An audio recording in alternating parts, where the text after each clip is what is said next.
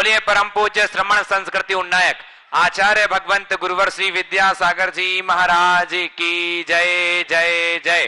बोलिए परम पूज्य गुणायतन प्रणेता संघ का समाधान प्रवर्तक भावना योग प्रवर्तक प्रखर वक्ता मुनिवर श्री 108 प्रमाण सागर जी महाराज की जय जय जय।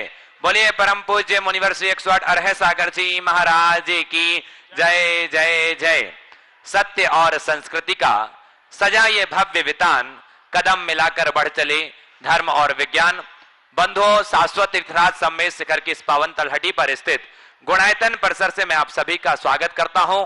बंधुओं, जैसा कि आपको विदित है, पूज्य मुनिवर प्रमाण सागर जी महाराज की एक ऐसी अद्भुत परिकल्पना जो गुणायतन के रूप में सफलीभूत हो रही है, निश्चित ही आने वाले समय में युग युगांतर तक जन शासन की पताका लहराएगी। पूज्य मुनिवर प्रमाण सागर जी महाराज के माध्यम से जो ज्ञान का अनूठा मंदिर जिनालय बनने जा रहा है गुणायतन, इसके माध्यम से न जाने कितने लोगों के सम्यक्त्व का कारण बनेगा और आने वाली युवा पीढ़ी के भविष्य का निर्माता होगा। बंधुओं, प्रतिदिन लोग गुणायतन से जुड़ रहे हैं और अपने जीवन का सर्वोत्कृष्ट लगाकर के साथी से पुण्य कार्जन कर रहे हैं। जिन लोगों ने आज गुणायतन से जुड़कर के अपने जीवन को धन्य किया है, उनके मैं नामों की उद्घोषणा कर रहा हूं।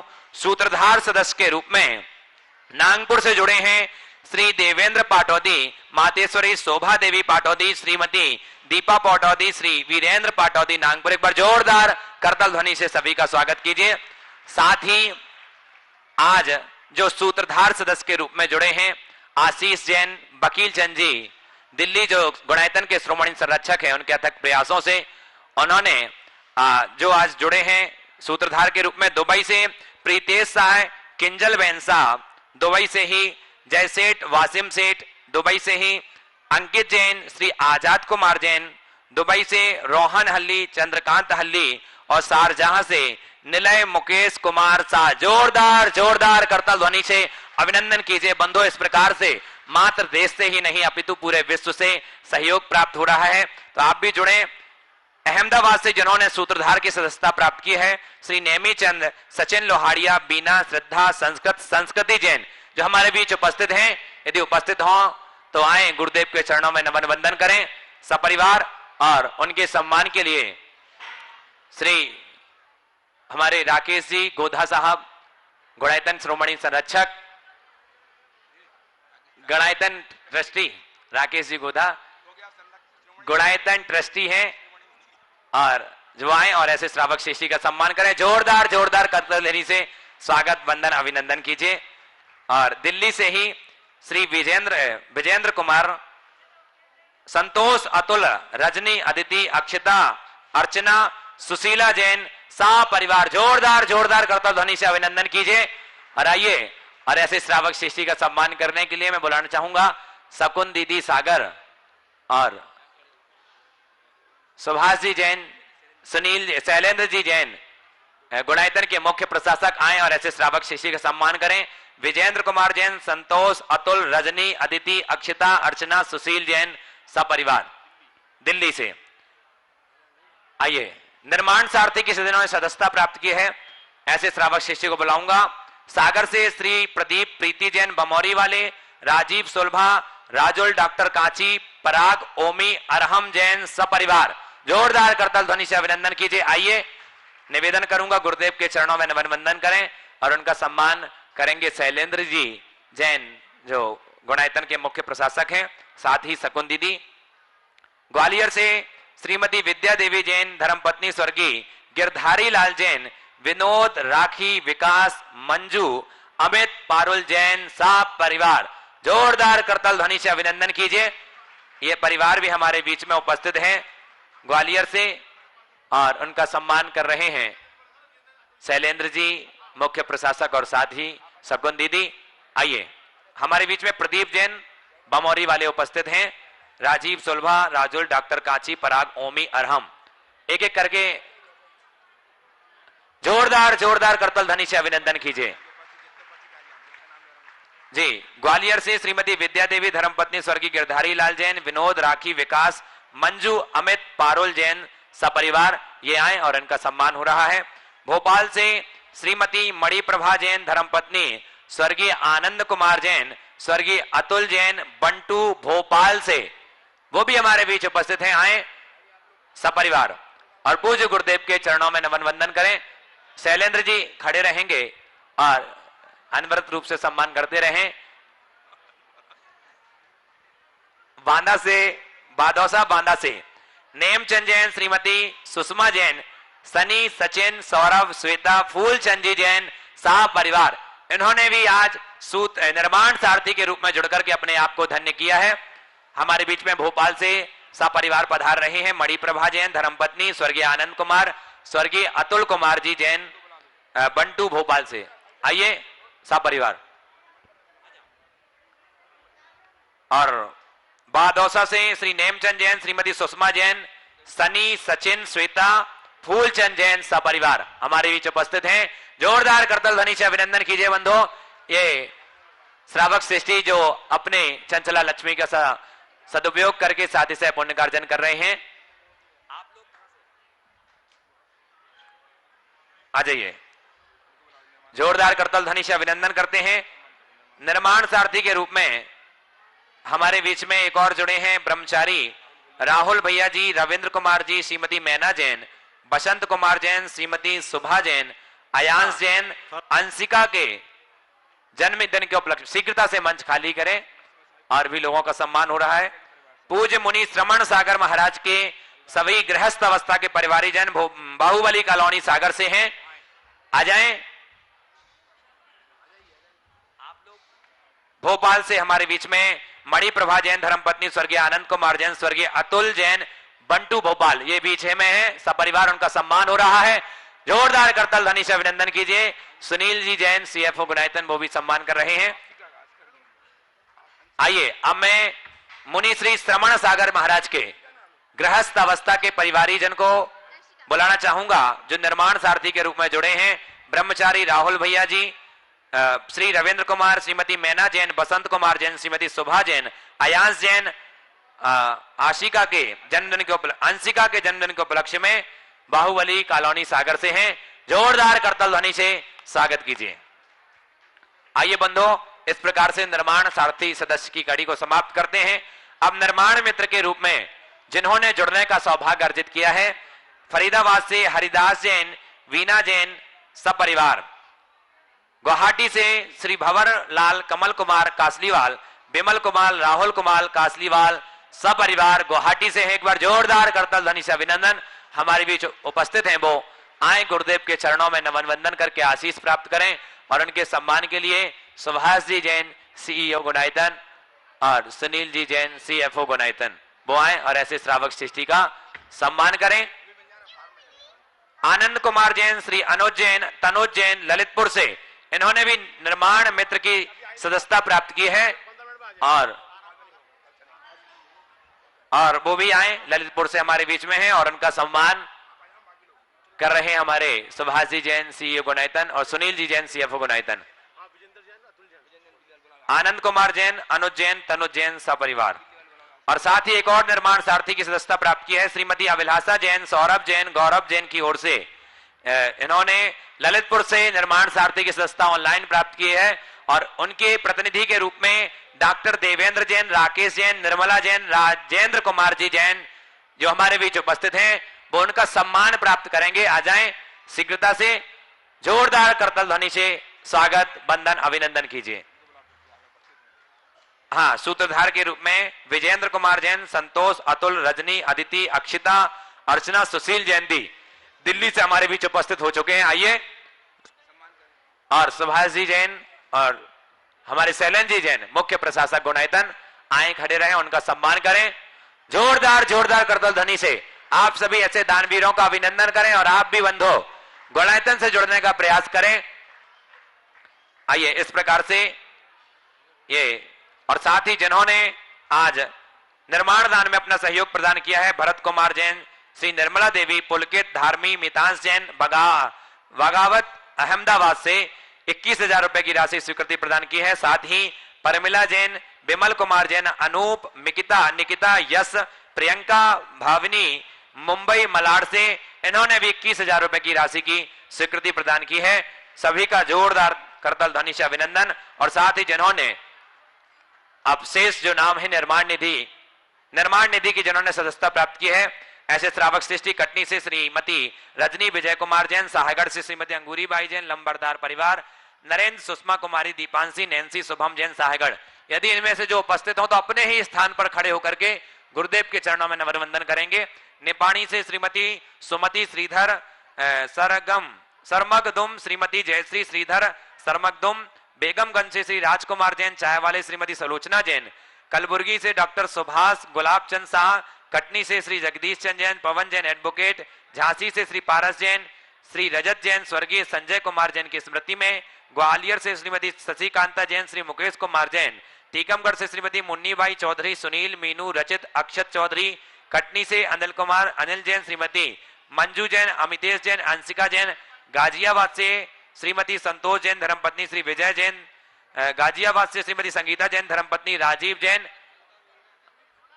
नासिक से सुवर्णा पन्नालाल जी जैन, आगरा से रमेश मधु जैन, लोहाड़िया अमित सविता लोहाड़िया परिवार, जयपुर से दुली चंद, श्रीमती चंपा देवी, दीपक, ऋतु, प्रत्युष, नैनिका, चांदवाड़ शाह परिवार। शेष जो नामों की उद्घोषणा है हम प्रातःकालीन वेला में प्रवचन के दौरान पूज्य गुरुदेव के प्रवचनों के पूर्व होगी। आइए बंधो, एक और सूत्रधार के रूप में जुड़ने का सौभाग्य प्राप्त किया सेठ श्री महेश कुमार जैन, श्रीमती सुधा जैन सपरिवार, छतरपुर मध्य प्रदेश से। आइए जोरदार करतल ध्वनि से अभिनंदन करते हैं, शीघ्रता से आए और इनका सम्मान सुभाष जी जैन और सुनील जी जैन करेंगे। आइए अब चलते हैं बंधो,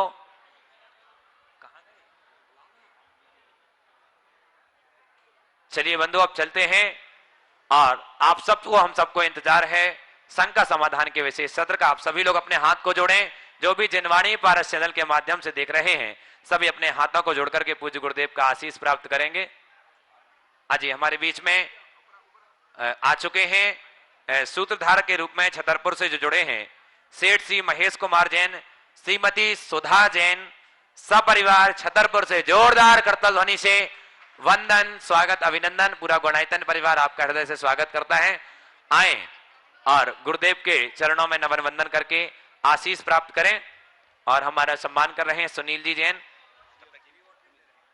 निर्माण निधि के रूप में ही जुड़े हैं मुक्तालाल जैन, सिद्धार्थ रजत जैन, बालाघाट से कीर्ति अरुण जैन, हजारीबाग से श्रीमती सरोज रानी जैन, स्वर्गीय महेश चंद जैन, दिल्ली से अभिषेक जैन, आसनसोल से अनूप कुमार, श्रीमती पायल जैन, दिल्ली से सुशील जैन, शुभम जैन और सागर से राकेश कुमार जैन, श्रीमती प्रीति जैन साहब परिवार।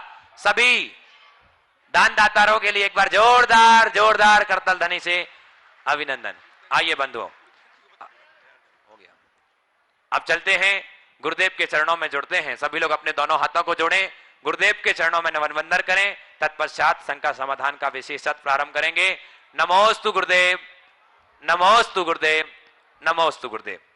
आइए प्रथम प्रश्न के लिए मैं बुलाना चाहूंगा दमोह मध्य प्रदेश से आशीष सिंघई, उसके बाद तैयार रहेंगे सागर से राजेश जैन। प्रथम प्रश्न के लिए आशीष सिंघई दमोह से और तैयार रहेंगे राजेश जैन सागर।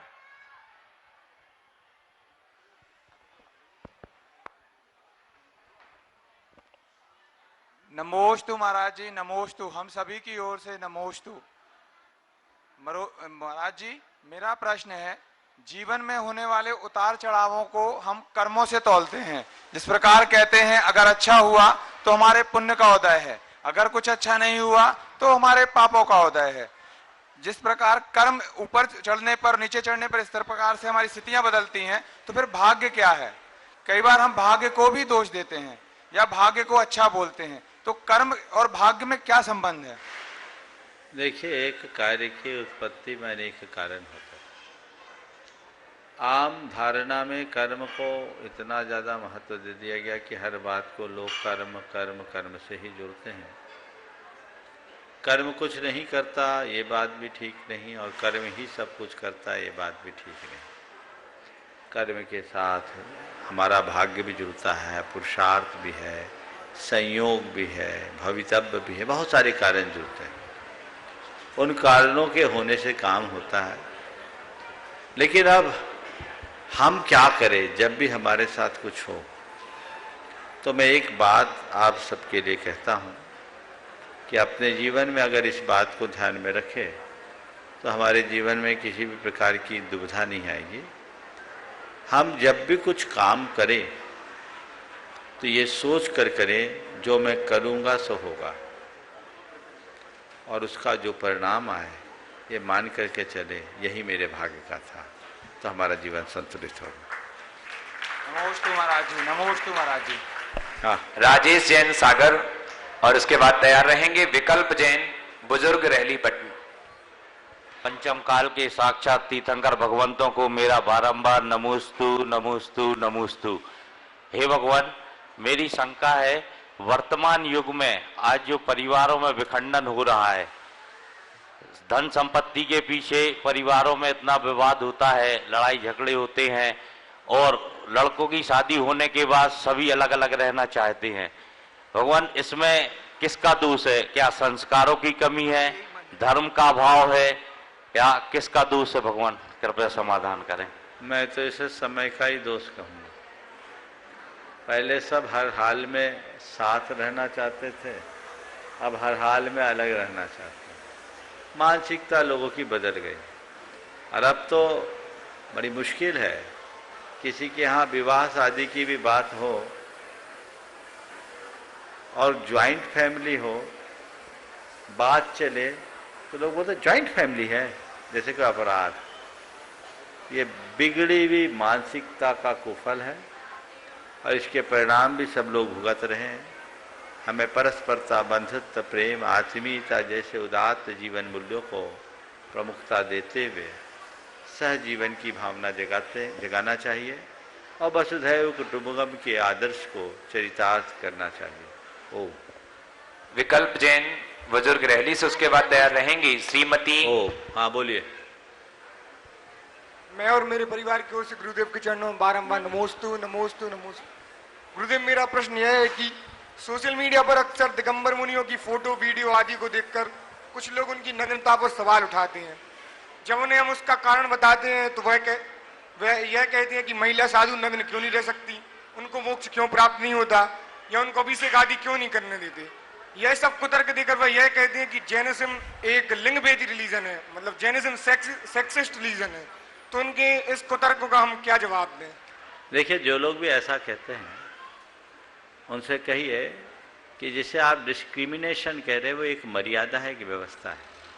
उन लोगों से बोलो, कोई महिला अगर कोई अपराध करती है तो उसे कोई पुरुष पुलिस अधिकारी क्यों नहीं पकड़ता?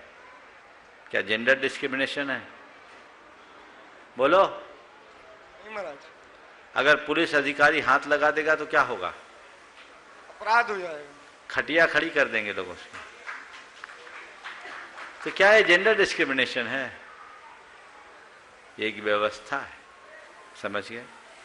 जहां तक महिलाओं को दिगंबर होने का सवाल है, साधना भूमिका अनुरूप होती है, वो अपनी भूमिका के अनुरूप साधना करती है, कर रही है, पर उसकी प्रकृतिगत व्यवस्था ऐसी है कि वो इस रूप में नहीं रह सकती। इसलिए जिसकी जो साधना है उसको उस रूप में देखा जाए। आपने कहा कि पुरुष दिगंबर होते हैं, तो क्या सभी पुरुष दिगंबर होते हैं क्या? कोई कोई तो होते हैं। तो जो उस लायक है, जो उस योग्य है, वो हो जाते हैं। जो उस लायक नहीं है वो नहीं हो सकते। तो स्त्रियों की अपनी कुछ ऐसी मर्यादाएं जिनके लिए वो उन्हें निर्वस्त्र रहने का विधान नहीं है, और पुरुषों के लिए ऐसी कोई बात नहीं है।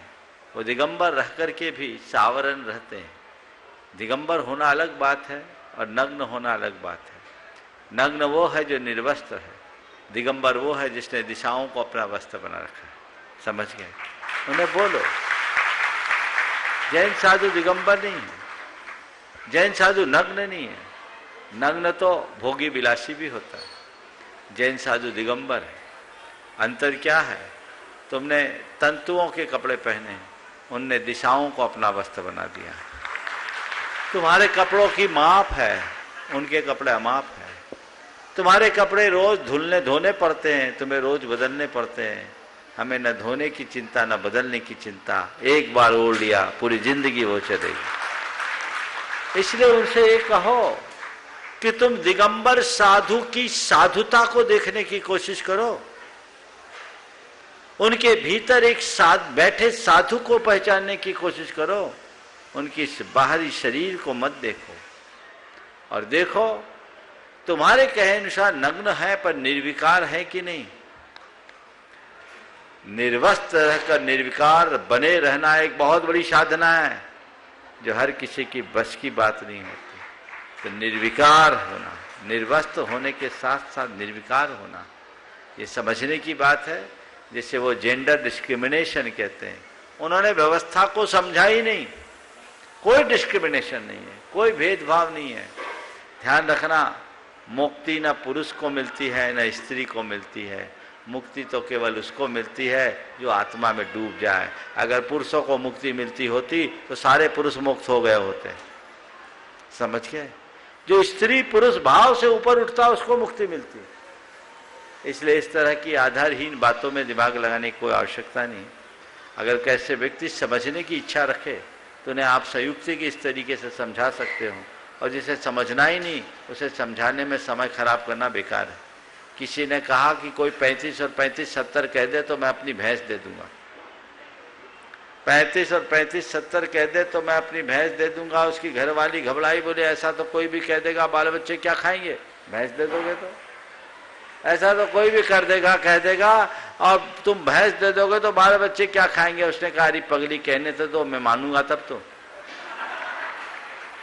जिनको मानना ही नहीं है उनके लिए दिमाग लगाने का कोई औचित्य नहीं। श्रीमती मीना इमलिया ललितपुर से, उसके बाद तैयार रहेंगी सुश्री स्नेहा सेठी हजारीबाग। ओ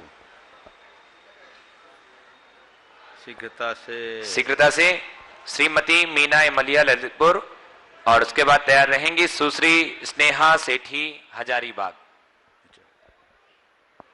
गुरुवर के चरणों में चंद पंक्तियां नहीं सवाल महाराज जी, पंक्तियां बिल्कुल नहीं। संतप्त पीड़ित मनुज जन को है भावना योग का सहारा, अगर मन में हो कोई भी शंका समाधान मिलता गुरुवर के द्वारा, समाधान मिलता गुरुवर के द्वारा। गुण स्थान की चर्चा समझना आती, गुण स्थान की चर्चा समझना आती, दर्शन से होवे समाधान गुणायतन के द्वारा। ऐसे पूज्य मुनि श्री प्रमाण सागर जी महाराज को शतशत्र काल बंदन हमारा, शतशत्र काल बंदन हमारा। गुरुवर सम्यक दर्शन की चारों अनुयोगों में 4 प्रकार से परिभाषाएं दी गई हैं। जैसे प्रथमानुयोग चरणानुयोग में तत्वार्थ श्रद्धानम सम्यक दर्शनम या देवसा रूप श्रद्धानी सम्यक दर्शन। करणानुयोग में मोहिनी कर्म की 7 प्रगतियों का उपशम 6 उपशम, उनके द्वारा सम्यक दर्शन। और द्रव्यान योग में आत्मानुभूति के द्वारा सम्यक दर्शन। फिर अर्ध पुद्गल परावर्तन काल किस सम्यक दर्शन के होता है, के द्वारा होता, और यदि उसके द्वारा होता है तो बाकी 3 अनुयोगों के सम्यक दर्शन का क्या फल मिलता है, कृपया मार्गदर्शन दें। देखिए, सम्यक दर्शन एक है, परिभाषाएं भले अलग हैं। हम अलग अलग दृष्टि से कह देते हैं, लेकिन इसका मतलब नहीं कि अलग अलग परिभाषा वाला सम्यक दर्शन भी अलग अलग है। सम्यक दर्शन एक। हम जब आचार व्यवहार को देखते हैं तो कहते हैं देवगुरु धर्म पर जिसकी श्रद्धा है वो सम्यक दृष्टि। पर देवगुरु धर्म पर श्रद्धा होने के बाद भी वो सम्यक दृष्टि तभी होगा जब उसके भीतर के वैसे कर्म बदलेंगे, सम्यक्त विरोधी कर्म का विनाश होगा, तब वो सम्यक दृष्टि होगा। इसी तरह जब हम पुराणों को देखते हैं, कहते हैं तो इसने किसी को देखा और उसको देखकर सम्यक दृष्टि हो गया, तो उसने सम्यक दर्शन ग्रहण कर लिया, मिथ्यात्व को त्याग दिया। ये तो ऊपर की क्रिया है। यथार्थ से सम्यक दृष्टि तब है जब भीतर कर्मों का क्षय उपशम उपशम है। अध्यात्म शास्त्रों की बात करते हैं तो हम कहते हैं जो अपने आत्मा में लीन है, जो अपनी आत्मा का प्रगाढ़ श्रद्धानी, वो सम्यक दर्शन है, क्योंकि अध्यात्म की भाषा ही यही है। और जब हम सिद्धांत शास्त्रों की बात करते हैं तो अंतरंग कारण की बात करते हैं, जिसके कर्मों का क्षय उपशम उपशम हो गया, वो सम्यक दर्शन। तो कायदे से सम्यक दर्शन तो तभी होगा जब हमारे भीतर के कर्मों में परिवर्तन होगा। जिसके कर्मों में परिवर्तन है वो सम्यक दृष्टि है, बाकी सब नाम का सम्यक दृष्टि है। चाहे वो हम किसी की बात करें, लेकिन सम्यक दर्शन हो गया तो ये तीनों लक्षण उसके जीवन में जरूर चरितार्थ होंगे। इसलिए सम्यक दर्शन की जो बात है वो भीतर के कर्मों के छह उपशम की। तो महाराज जी जो त्रियंच गति के जीव हैं उन्हें किस प्रकार का सम्यक दर्शन सबको यही होगा। सुश्री स्नेहा सेठी हजारीबाग से। अच्छा, और उसके महाराज बाद जी, तैयार एक प्रश्न रहेंगे और है। सचिन श्रद्धा जैन अहमदाबाद। जनरल है अब ये हो गया, अतिक्रमण नहीं। ये ओम एक दूसरे को दो। जी, सुश्री स्नेहा सेठी हजारीबाग। उसके बाद तैयार रहेंगे सचिन श्रद्धा जैन अहमदाबाद। ओम आइए सचिन श्रद्धा जैन अहमदाबाद से। उसके बाद तैयार रहेंगे रवि सेठी संरक्षक गुणायतन रायपुर से। मेरे परम श्रद्धेय तिवंदिस नमोस्तु। महाराज श्री, मेरा प्रश्न यह है, जो पॉजिटिव एनर्जी, सकारात्मक ऊर्जा, जिसकी हम चर्चा प्रायः सभी जगह सुनते हैं और आपके भावना योग तो उसी के ऊपर ही पूरा केंद्रित है कि हमें सकारात्मक ऊर्जा कैसे प्राप्त हो। तो महाराज जी एक छोटा सा इंसिडेंट है, 1 मिनट का। मैं रतलाम चातुर्मास में आपको वापस लेना चाहूँगा। वहाँ पर शौच का समय था और शौच से वापसी में आते टाइम आपके पैर में एक बहुत बड़ा एक कांच का टुकड़ा घुसा था। अब सौभाग्य से मैं बिल्कुल आपके साइड में था, तो आपका जो हाथ था जब निकालने के लिए आपका हाथ मेरे ऊपर आया, तो उस समय जो पॉजिटिव एनर्जी का संचार हो रहा था वो मैं अनुभव कर सकता था। अब एक पल के लिए मेरे मन में आया कि महाराज श्री का हाथ ऐसे ही बना रहे, लेकिन उसी समय आया कि अरे महाराज जी का दर्द जल्दी हटे तो ज्यादा अच्छा है। तो ये मेरा भक्ति का अतिरेक माना जाएगा कि ये पॉजिटिव एनर्जी प्राप्त करने की इच्छा रहेगी, तो इसको कैसे अपन समझें? देखिए, एनर्जी तो सब में है, बस हमारी दृष्टि पर है कि हम उसे लेते हैं या नहीं लेते। जिनसे हमारा जुड़ाव होता है, जिनके प्रति हमारी श्रद्धा होती है, उनके संपर्क में आने के बाद हमें ऐसा लगता है जैसे हम उनसे बहुत पॉजिटिव एनर्जी ले रहे हैं। और जिनसे अलगाव होता है उनके प्रति हमें ऐसा कुछ नहीं लगता। तो हमें चाहिए कि हम अपनी श्रद्धा को प्रगाढ़ बनाए रखें। एनर्जी कितनी भी हो, जब तक हमारे भीतर की श्रद्धा नहीं है हम नहीं ले सकते। तो हमारी श्रद्धा ही हमें वो प्रगाढ़ता दिलाती है। जी, रवि सेठी संरक्षक गुणायतन रायपुर से। और उसके बाद तैयार रहेंगे श्री श्रीश जैन पुणे से, प्रमाणिक समूह समन्वयक। गुरुओं के चरण। महाराज जी नमोस्तु, महाराज जी नमोस्तु। महाराज जी जिस प्रकार हमारे धर्म में नॉन वेजिटेरियन एनिमल्स के रखने में, फिर से बोलो, हमारे धर्म में नॉन वेजिटेरियन एनिमल्स को रखने में अनुचित है, मतलब ग्रंथों के हिसाब से वो सही नहीं है, लेकिन हमारे तीर्थंकरों के चिन्ह में खुद ही मांसाहारी जानवर हैं, तो ऐसा क्यों? देखिए, हमारे यहाँ किसी भी जानवर को निंद नहीं माना, लेकिन पशु पालन की एक व्यवस्था है। जो प्राणी पालन करने के योग्य हैं उन्हें पालने का शास्त्र में विधान है। जो पालने के योग्य नहीं उन्हें पालन का निषेध। पशुओं को उनको पालने की व्यवस्था दी गई जिनसे हमारी घर परिवार की व्यवस्था बने। गाय, बैल, घोड़ा, इन सबको पालने का शास्त्रीय विधान है। हाथी तक को पालने का विधान है, लेकिन कुत्ता, बिल्ली आदि को, शेर आदि को पालने का विधान नहीं है, क्योंकि इनका जन्म इसके लिए नहीं हुआ कि हम उनको पालें। इसलिए हमें उन्हें ही पालना चाहिए जो हमारे पालन के योग्य है। जहाँ तक तीर्थंकरों के चिन्ह में अंकित मांसाहारी प्राणियों का सवाल है, तो वे तो संयोग है, वो चिन्ह से उनके किसी भाव का संबंध नहीं है। जिस भी तीर्थंकर के दाहिने पैर के अंगूठे में जो चिन्ह होता है वो चिन्ह उनके पहचान का आधार बन जाता है, इसलिए उसको माना गया है। इसलिए चिन्ह होना अलग बात है और पालना अलग बात है। उसमें तो बहुत सारे जड़ चीज़ें भी हैं। असाथिया है, गदा है, कोई वस्तु है, वो कोई प्राणी तो नहीं है, उसको भी तो चिन्ह के रूप में लिया गया है। तो इसको आप कैसे देखेंगे? तो उसको जहाँ जैसी व्यवस्था वैसा देखना चाहिए। ओ श्री श्री जैन पुणे, प्रमाणिक समूह समन्वयक। और उसके बाद तैयार रहेंगे श्री अमरेश जैन, श्रीमती सुषमा जैन, वैशाली नगर, भिलाई। नमोस्तु महाराज श्री। मेरा थोड़ा अटपटा सा प्रश्न है, मैं बार बार परेशान करता है। जो हम बोलते हैं कि स्वभाव पे तर्क नहीं चलता, अब जैसे हम तीनों लोगों को देखते हैं, ये दुनिया 6 द्रव्यों से बनी है और तीनों लोकों में अनंत लोकाकाश के बीच में जो है 3 लोक आ गए, कैसे आ गए, उसके बीच में इतने सारे जीव हैं, उसमें बहुभाग तो दुखी हैं, घूम रहे हैं, और अज्ञानतावश जहाँ सुख है वो ना जाकर के जो दुख है वो वाला रास्ता जो है वो नापते हैं। तो ये दुनिया जैसी है वैसी क्यों है, ये थोड़े प्रश्न मेरे को कहीं पर बार बार खटकते हैं। शास्त्रों में तो आता है स्वभाव में कोई तर्क नहीं चलता, मगर फिर भी तर्क कर रहे हैं। हाँ जी। अब मैं आपसे पूछूं, आपके कान 2 ही क्यों हैं? पता नहीं महाराज श्री। आंखें 2 ही क्यों हैं? पता नहीं महाराज श्री। आंखें सामने क्यों है, पीछे क्यों नहीं है? ये भी नहीं पता। तो ये भी नहीं पता तो ये भी सोच लो ऐसा क्यों, ये भी पता नहीं। स्वभावो तर्क गोचर है, इन्हें किसी ने बनाया होता तो हम उसके कारण का विश्लेषण कर सकते थे। ये अनादि अनिधन शाश्वत तत्व है, इसे न तो कोई बनाने वाला है न कोई मिटाने वाला है, तो फिर हम इसे तर्क से कैसे जोड़ें? समझ गए? तो ये जो है जिसमें हमारा तर्क लग ही नहीं सकता, उसके लिए कोई तर्क खोजना सही बात नहीं। हमेशा एक बात ध्यान रखना, तर्क तथ्य को समझने के लिए किया जाए तब तक तर्क है, और केवल तर्क के लिए किया जाने वाला तर्क नर्क है।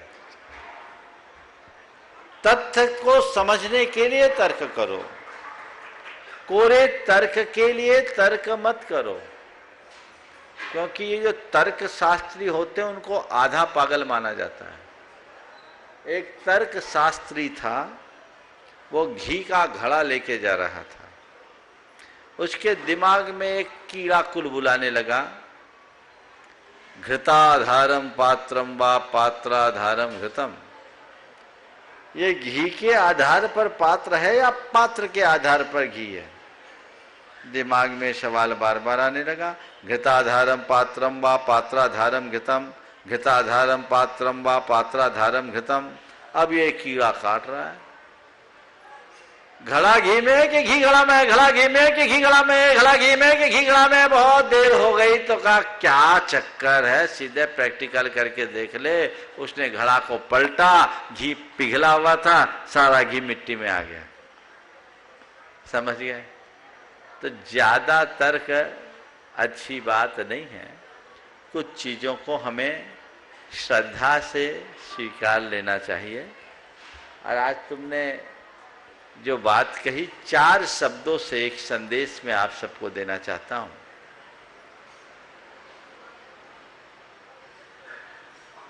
विश्वास, बुद्धि, श्रद्धा और तर्क, 4 शब्द हैं। चारों के चारों शब्द जाने पहचाने हैं और सब ने इसके अर्थ भी जाने होंगे, लेकिन इन चारों शब्दों के अर्थ को मैं अपने तरीके से आप सबके बीच प्रस्तुत करके एक संदेश देना चाहता हूं। विश्वास कहता है मैं रात अंधेरे में भी बेधड़क चला करता हूं। विश्वास कहता है मैं रात अंधेरे में भी बेधड़क चला करता हूं। तो बुद्धि कहती है मैं तो दिन के उजाले में भी भटक जाती हूं। बात समझ में आ रही है? विश्वास कहता है मैं रात अंधेरे में बेधड़क चला करता हूं। बुद्धि कहती है मैं तो दिन के उजाले में भी भटक जाती हूं। श्रद्धा कहती है मैं पाषाण को भी भगवान बना देती हूं। तो तर्क कहता है मैं भगवान को भी पाषाण बना देता हूं। तो ये चारों की अपनी तासीर है, इसलिए अपने को अपने हिसाब से चलना चाहिए। चलिए। नमोस्तु महाराज। अमरीश श्री अमरीश जी, श्रीमती। परसों के दिन मैंने आप सबसे श्री से 1 मिनट खड़े हो। थोड़ा सा लोगों को प्रामाणिक पाठशाला के विषय में जानकारी दो, लोग किस तरीके से जुड़ सकते हैं। मैंने आप लोगों से परसों के दिन कहा था, आप अपने बच्चों को और अपने घरों में संस्कार की ज्योत जलाए रखना चाहते हैं। आधुनिक शैली में बच्चों को धर्म का ज्ञान दिलाते हुए उनके अंदर धार्मिक संस्कारों का बीजारोपण करना चाहते हैं। तो प्रामाणिक समूह के द्वारा एक प्रामाणिक पाठशाला चल रही है जो बहुत सफलतापूर्वक चल रही है। अभी पूरी उसकी अपडेट श्रीस उनके कोऑर्डिनेटर्स में एक हैं और बहुत लगन के साथ देश विदेश के अनेक युवक और युवतियां इस कार्य में लगे हुए हैं और हजारों लोग इसका लाभ ले रहे हैं। मैं चाहता हूं उसकी संक्षिप्त जानकारी श्रीस भाई आप सबको दे और आप अपनी भावी पीढ़ी के संस्कारों को उज्जवल बनाए रखने के लिए एक बार उस प्रामाणिक पाठशाला से जरूर जुड़े। मेरे संपर्क में बहुत से बच्चे आते कहते हैं महाराज उस पाठशाला को ज्वाइन करने से बहुत आनंद आया। अभी एक बच्चे ने, एक परिवार आया था, उन्होंने मुझसे, उनके बच्चों ने कहा महाराज 3rd लेवल जल्दी चालू कराइए, महाराज जी 3rd लेवल जल्दी चालू कराइए। तो ये एक उत्साह है बहुत अच्छे तरीके से, जैसे मैंने कहा था, लॉजिकल, साइकोलॉजिकल और प्रैक्टिकल वे में धर्म को सिखाने की कला आप अगर सीखना है तो प्रामाणिक पाठशाला के माध्यम से सीख सकते हैं। श्रीश जी 2 मिनट में अपनी बात करेंगे। तो ये पाठशाला ऑनलाइन है पूरी, 5 साल से करीबन 12-13 साल के बच्चों के लिए टारगेटेड है।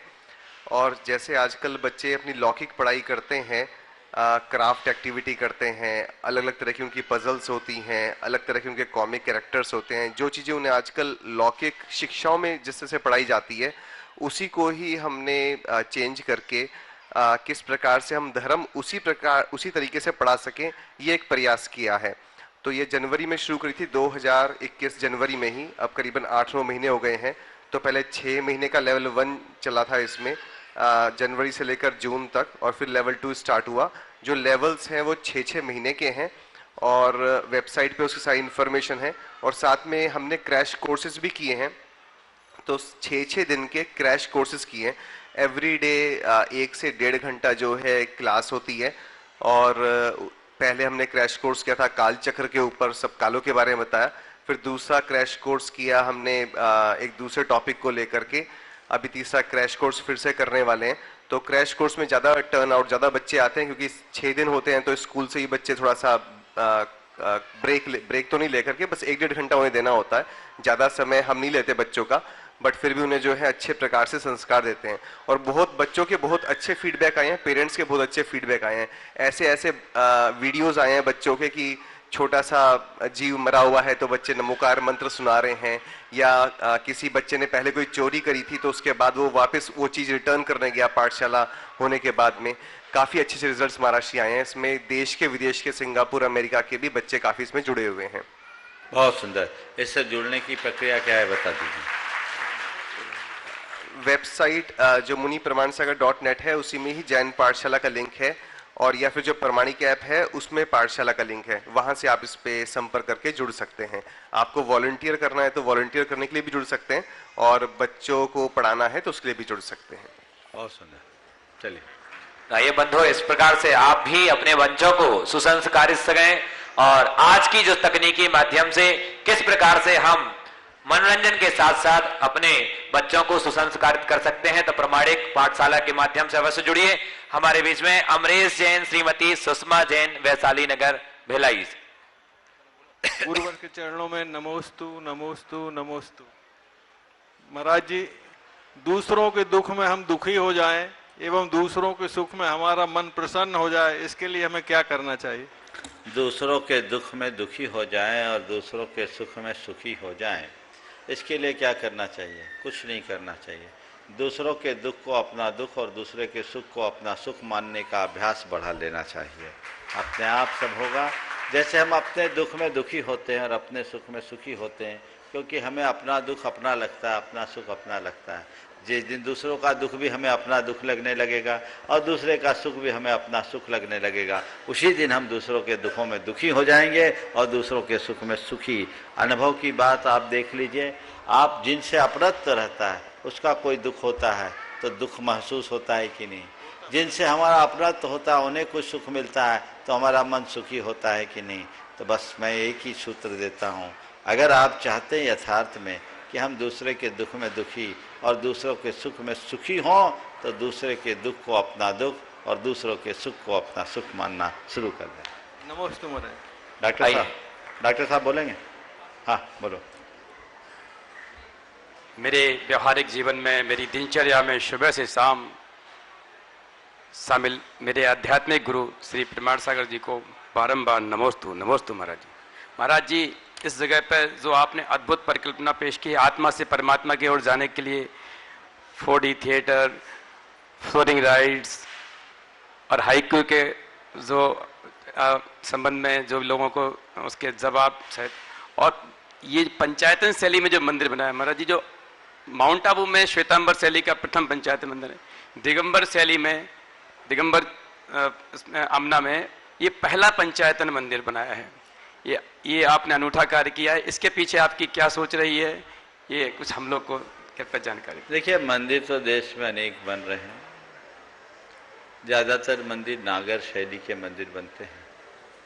उस मंदिर का अपना शिल्प और अपना एक आकर्षण है।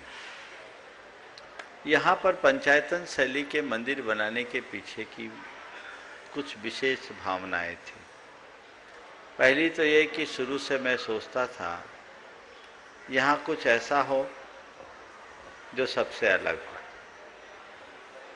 और दूसरी बात, जब शुरुआत में हमने गुणायतन की परिकल्पना की थी, उस समय इसके तल भाग में हमें 14 गुणस्थान प्रदर्शित करना था और ऊपर हमें चतुर्मुख भगवान विराजमान करना था, जो हमारे गुणस्थानों का ही एक पार्ट होता है। लेकिन धीरे धीरे उसका स्वरूप निखरा और ऐसा लगा कि उसके लिए एक बृहद स्वरूप चाहिए, तो जो सामने है वहाँ उसे शिफ्ट किया गया और अब ये पंचायतन शैली का मंदिर है। इसमें ऊपर नीचे दोनों तल्ले में चतुर्मुख भगवान विराजमान होंगे मध्य में, और चारों कोनों में ऊपर नीचे 4 मंदिर हैं जिनमें अलग अलग 4 वेदियां होंगी। ये अपने आप में अद्भुत है। और पंचायतन इसलिए क्योंकि यहाँ 5वां कल्याणक भगवानों का हुआ है, तो पंचायतन होना चाहिए।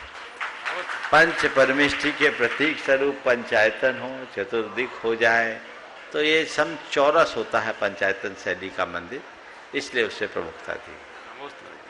प्रियंका जैन जबलपुर तैयार रहेंगे। उसके पूर्व हमारे बीच में आज एक और सूत्रधार सदस्य के रूप में जुड़े हैं श्रीमती खुशवती गंगवाल, अनिल जी गंगवाल, रवि आशीष, आकाश जी गंगवाल। एक बार जोरदार करताल ध्वनि से स्वागत कीजिए।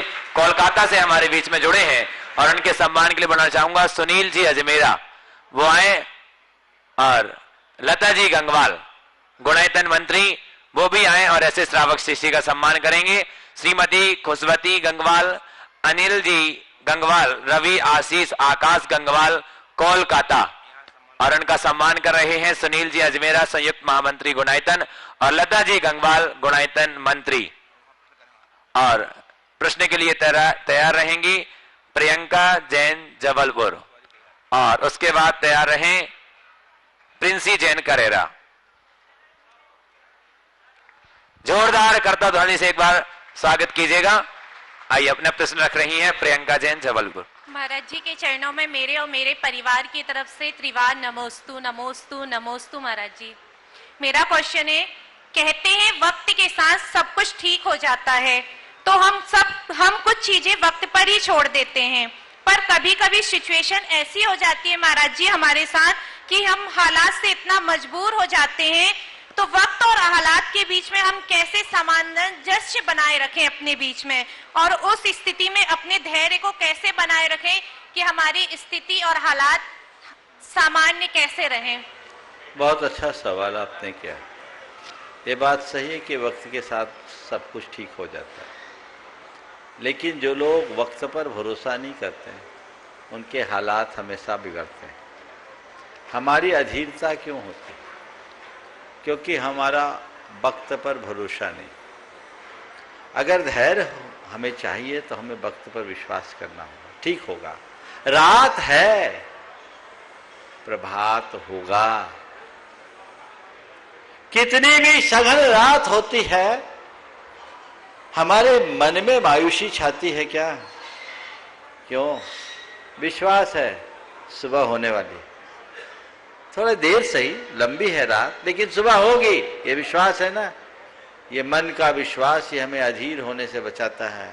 कितना भी बुरा वक्त हो, वक्त पलटेगा, एक दिन घूरे के वे दिन फिरते हैं, ये विश्वास मन में होना चाहिए। जिस हालात की हम बात कर रहे हैं वो भी तो वक्त का ही परिणाम है, इसे स्वीकार क्यों नहीं करते? जिन हालातों की हम बात करते हैं वो हालात भी वक्त का ही परिणाम है, तो हमें उसे स्वीकार करने में कतई संकोच नहीं करना चाहिए।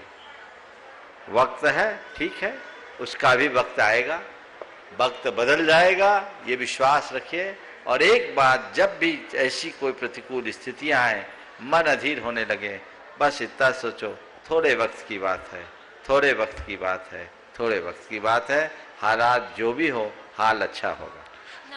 प्रिंसी जैन करेरा, और उसके बाद तैयार रहेंगे संजय कुमार बड़जात्या धुलियान पश्चिम बंगाल से। नमोस्तु महाराज जी। महाराज जी, मेरी जिज्ञासा है कि वर्तमान में हमारे जीवन में कोई भी दुख या संकट आता है तो कहते हैं कि पूर्व भाव में जो कर्म किए थे उसकी वजह से होगा। एक इमेजिनेशन कर लिया जाता है कि ऐसा किया होगा इसलिए ऐसा हुआ है, तो महाराज जी गलती का रियलाइजेशन नहीं होता। जैसे अभी भी घर में अगर कोई गलत काम करते हैं तो मम्मी पापा से डांट पड़ जाती है तो तुरंत सुधार आ जाता है कि ये गलती पर डांट पड़ी है, लेकिन कोई इमेजिनेशन के किसी भाव में कर्म किया होगा तो सुधार नहीं आ पाता ऐसी गलतियों का, तो महाराज जी क्या करना चाहिए? बात देखिए सही है, हम लोगों के जीवन में जो भी सुख दुख आते हैं उनमें पूर्व भाव का भी होता है, इस भाव का भी। हमने कोई गलत काम किया, मन में डर, संकोच, चिंता उसी क्षण आता है कि नहीं आता है? आता है। ये किसका फल है? हमारे द्वारा किए गए इस जन्म के दुष्कृत्य का तात्कालिक फल है, लेकिन ये फल इतने में नहीं सिमटेगा। हमने बीज डाल दिया, अब ये और फलेगा और कई भवों तक फलेगा, समझ गए? तो हम जो आज भोग रहे हैं वो आज का भी भोग रहे हैं और पीछे का भी भोग रहे हैं। आज जो भोग रहे हैं उसे भोगते हुए आने के लिए बीज बो रहे हैं, और पीछे जो बीज बोया है उसका फल आज भोग रहे हैं। दोनों चीजें साथ साथ चल रही है, समझ रहे हैं ना? तो ये इमेजिनेशन का जहां तक सवाल है, ये अनुमान करना चाहिए, समझ गए? अनुमान अनुमान से हम इसे समझ सकते हैं, समझ गए? तो अनुमान करें, और एक उदाहरण देता हूं। आप कहीं जा रहे हो, किसी आदमी का बहुत जबरदस्त स्वागत हो रहा है, नागरिक अभिनंदन हो रहा है, पूरा शहर सजा हुआ है, बंधनवार लगे हैं, उसके ऊपर फूल मालाएं अर्पित की जा रही है। क्या अनुमान लगाओगे? बोलो, इस दृश्य को देखकर क्या अनुमान लगाओगे? बोलो, माइक है ना? हाँ भाई। क्या अनुमान लगाओगे? भाई जी स्वागत हो रहा है उसका। क्यों हो रहा है?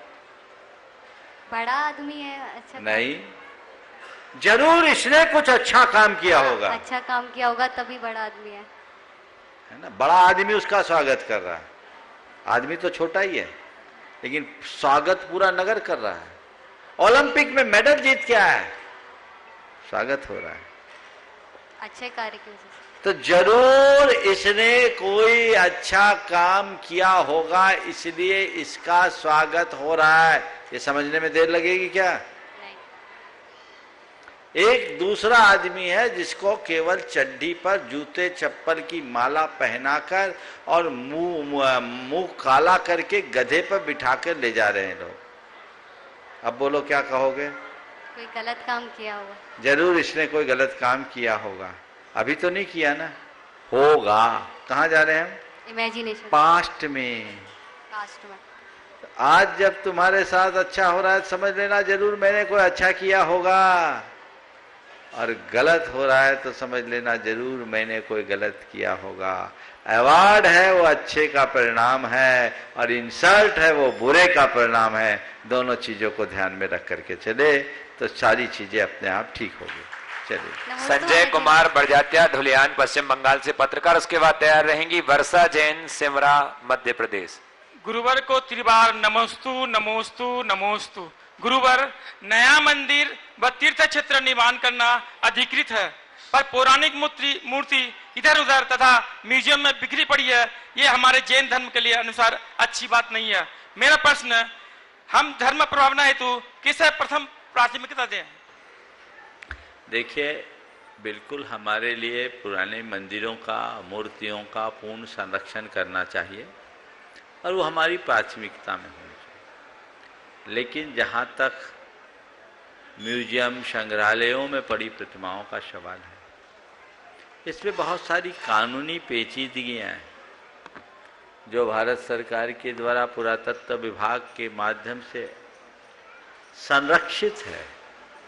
वो प्रोटेक्टेड मॉन्यूमेंट्स हैं, आप उनका कुछ नहीं कर सकते। जिसके कन कन में जेल सुनो तो, आपने सवाल छोड़ दिया, अब उत्तर सुनो। तो वो तो एक कानून के कारण है।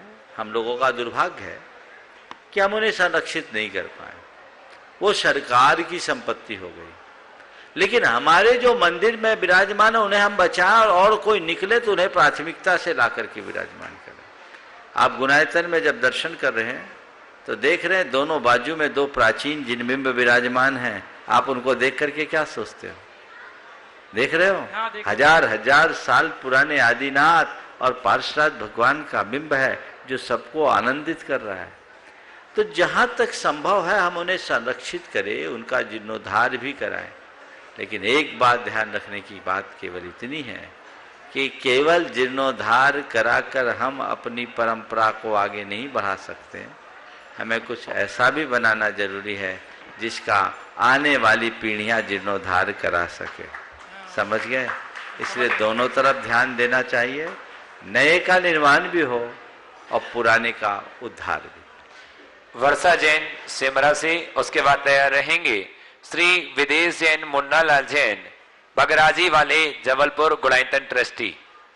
नमोस्तु गुरु, मेरा और मेरे परिवार की तरफ से बारंबार नमोस्तु नमोस्तु नमोस्तु। गुरुदेव, मेरा प्रश्न है कि यदि जो युवा पीढ़ी आज के समय में कोरोना टाइम की वजह से घर में बैठी है और इस वजह से स्कूल कॉलेजेस बंद होने की वजह से वो स्कूल नहीं जा रहे हैं और घर वाले भी डर की वजह से उन्हें भेज नहीं रहे हैं, तो ऐसे में वो क्या करें? उनका कॉन्फिडेंस लूज हो गया पूरी तरीके से। आज की युवा पीढ़ी कोरोना तो उनका कॉन्फिडेंस लूज हो गया, तो ऐसे में वो क्या करें कि वो अपने सपने को पुनः पूरा कर सके? ऐसे में घर वालों का क्या कर्तव्य बनता है और हमारा खुद के प्रति क्या कर्तव्य बनता है कि हम अपने सपने पुनः पूरे कर सके? देखिए, जिनके मन में इस तरह की स्थिति बनी है उन्हें चाहिए कि वो खुद को मोटिवेट करे। कैसे करे? और परिवार के लोगों को चाहिए कि ऐसे लोगों के लिए एक सकारात्मक प्रेरणा दें। आपने पूछा खुद को मोटिवेट करने के लिए क्या करें? अपने सामने अपना लक्ष्य लाएं और लक्ष्य को सामने ला करके उसको पाने के लिए संकल्पित हो जाएं, ठान लें कि मुझे तो ये करना है। ये बीच का एक व्यवधान था, अब वो छीन होने लग रहा है, छीन होने वाला है, धीरे धीरे ठीक होगा। ऐसी मनस्थिति बनेगी तो हम वापस अपने आप को अपने पुराने लक्ष्य के साथ जोड़ने में समर्थ होंगे। गुरुदेव, लेकिन घर वाले ही बोलने लगते कि अब कुछ नहीं होने वाला, ऐसे नहीं, घर के लोगों को प्रोत्साहित करना चाहिए और उनको आगे बढ़ाना चाहिए। नमस्ते गुरुदेव। श्री विदेश जैन, मुन्ना लाल जी जैन, बगराजी वाले, जबलपुर, गुणायतन ट्रस्टी। उसके बाद तैयार रहेंगे राकेश जैन, निर्मला जैन, देवेंद्र जैन जी, डॉक्टर। महाराज श्री को बारंबार नमोस्तु नमोस्तु नमोस्तु। महाराज श्री, हमारा प्रश्न है कि हमारी दिनचर्या एवं व्यापार के क्षेत्र में जो भी क्रियाएं हमारे द्वारा की जाती हैं, इनके बीच में कुछ ऐसे कार्य हो जाते हैं जो कि अनुचित और धर्मयुक्त नहीं है, जाने अनजाने जो हो जाते हैं। इसके प्रायश्चित के लिए हम क्या करें? कृपया मार्गदर्शन दें। देखिए, जो भी हमारे द्वारा दोष होते हैं उनको, उनके प्रायश्चित के लिए हमें छोटे मोटे दोष के लिए तो भगवान के सामने जा कर के अपनी निंदा ग्रह करनी चाहिए, और बड़े दोष हों तो गुरुओं के समक्ष जाकर निवेदन करना चाहिए, उसका प्रायश्चित देना चाहिए, यही उसका समाधान। जी, संध्या जैन अशोकनगर से गुणायतन ट्रस्टी। हाँ जी, और इसके बाद तैयार रहेंगे सुनील जी अजमेरा, गुणायतन संयुक्त महामंत्री। ज्ञान ध्यान तप में जो लबलीन है, कर्म बंध काटने में जो प्रवीण है, ऐसे निर्ग्रंथ को नमन कीजिए, भावी अरहंत को नमन कीजिए। द्वय मुनीश्वरी के चरणों में मेरा और मेरे परिवार की ओर से कोटिशा नमोस्तु। महाराज जी, मेरी जिज्ञासा है कि सम्यक दर्शन प्राप्त करने के लिए हम ग्रहित मिथ्यात्व का त्याग तो कर देते हैं, पर अगृहित मिथ्यात्व का त्याग करने के लिए हम क्या प्रयास करें? निरंतर तत्व का अभ्यास करो, स्वाध्याय करो, आत्मचिंतन करो, उसी अभ्यास के बल पर हम अपने अंदर स्थिरता प्रकट कर सकें। नमस्ते महाराज जी। जी, संध्या अशोक जी, सुनील जी अजमेरा। संध्या जैन अशोकनगर गुणायतन ट्रस्टी। हो गया, यही है क्या? अच्छा, सुनील जी अजमेरा साहब गुणायतन संयुक्त महामंत्री, अपना प्रश्न रखें। दिगंबर जैन पंचायत हजारीबाग का महाराज दो मुनि राजों को नमोस्तु नमोस्तु नमोस्तु। महाराज जी, आगामी अष्टानिका में जो सिद्ध चक्र विधान होने जा रहा है, तो मैंने बच्चों से कहा कि बच्चों तुम लोग भी सिद्ध चक्र विधान में बैठो और धर्म लाभ लो। तो कुछ बच्चे तो तैयार हो गए, लेकिन कुछ बच्चों का कहना है कि अभी हम लोगों की उम्र नहीं है, अभी हम लोग बैठेंगे तो लोग सोचेंगे कि ये लोग पंडित हैं और बिल्कुल धार्मिक है, मॉडर्न नहीं है, तो उससे हमारे करियर में कुछ नुकसान हो सकता है। तो महाराज जी, कैसे उनको समझाया जाए, आप मार्गदर्शन दें। उनसे तो यही बोलो पहली बात कि बेटे अभी तुम कह रहे हो कि हम लोगों की उम्र नहीं है, बाद में कहोगे अब हमारी उम्र नहीं बची, तो कहीं के नहीं रहोगे। धर्म के लिए कोई उम्र नहीं होती, हर उम्र में व्यक्ति को धर्म करना चाहिए। और मेरा मानना है सिद्ध चक्र विधान करने से लोगों के मन में ऐसी कोई धारणा नहीं होगी, क्योंकि उससे जो भाव और संस्कार जागेंगे वो हमारे कैरियर को और अच्छा ही बनाएंगे, बुरा नहीं बनाएंगे। ये तो लोगों की गलत सोच और गंदी मानसिकता का परिणाम है। हमें तो अपना पूरा जीवन ही धर्म के साथ गुजरना चाहिए। हम तो संस्कृति में पले बढ़े लोग हैं जहाँ हमें घुट्टी में संस्कार दिया गया, सत्यम बद धर्मम चर, सत्य बोलो, धर्म का आचरण करो। ये जो बात हमारे यहाँ कही गई है, हमें उसका चरितार्थ करना चाहिए और बच्चों को ठीक तरीके से प्रोत्साहित करना चाहिए। उन्हें कहना चाहिए बाहरी ताम झाम से हमारा कैरियर नहीं चलता, हमारा कैरियर तो अपने चरित्र से आगे बनेगा। हम अपने कैरियर को प्रमुखता दें, पर उससे ज़्यादा प्रमुखता अपने कैरेक्टर को दें। हाँ बोलिए आखिरी। महाराज जी नमोस्तु नमोस्तु नमोस्तु। महाराज जी, आपको ललितपुर से आए लगभग 28 वर्ष हो गए हैं, सारी समाज आतुर है आपके। सवाल कर लो जल्दी। सवाल ये है महाराज जी, याद है आपकी जब जब आती, नाम आपका ले लेती हूँ, भक्त नीर का प्रेम बहाकर पलके अपनी धो लेती हूँ, कब दर्शन से सौभाग्य मिलेगा यही आरजू कर लेते हैं, सपनों में दर्शन हो जाते, धैर्य हृदय में धर लेते हैं। आखिर महाराज जी, ये धैर्य हम लोग कब तक धरे? आप अगली बार जब तक नंबर ना आए तब तक धैर्य रखो, समय आप सबका हो गया। बोलिए गुरुवर श्री विद्यासागर जी महाराज की जय।